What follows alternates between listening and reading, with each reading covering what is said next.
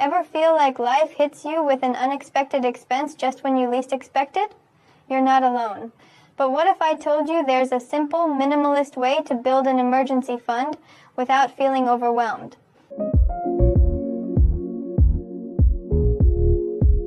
Hi, welcome to Financial Freedom, and today we're talking about something that everyone needs but very few have, an emergency fund. The good news is, you don't need complex strategies or a huge income to build one. By applying minimalism to your finances, you can start securing your future today. Most people live paycheck to paycheck, with little to no savings for emergencies. It's not because they don't want to save, it's because they're overwhelmed by their spending habits and lifestyle choices. But without an emergency fund, one unexpected event can lead to debt or financial ruin.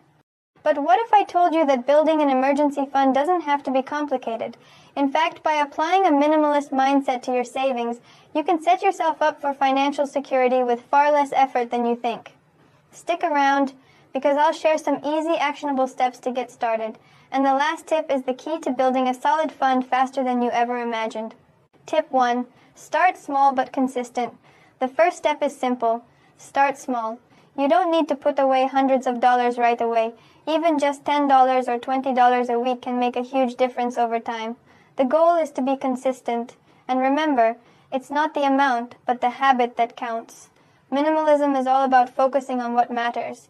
And here, it's the commitment to saving. Tip 2. Automate your savings. Next, automate it. One of the easiest ways to build an emergency fund is to take the decision out of your hands. Set up automatic transfers from your checking account to your savings each time you get paid. This way, the money is saved before you even have a chance to spend it. Tip 3. Cut non-essential expenses. Minimalism is all about reducing the clutter in your life, and the same applies to your finances. Go through your monthly expenses and look for non-essential items. Whether it's unused subscriptions or impulse buys, cutting out just a few small costs can free up extra money to build your emergency fund faster.